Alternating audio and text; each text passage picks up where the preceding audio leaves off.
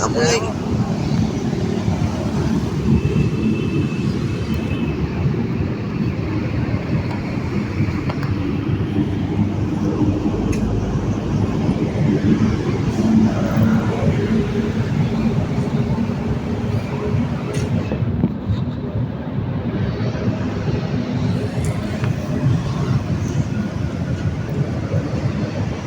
Cãi luôn rồi.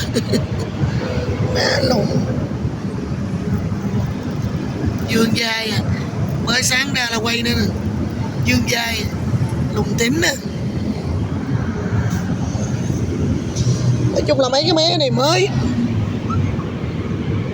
Cái lắc đuôi à. Cái nét mặt nằm ngã ngửa nha. Sáng sớm mà trời ơi con Khanh, chị ghét dễ sợ.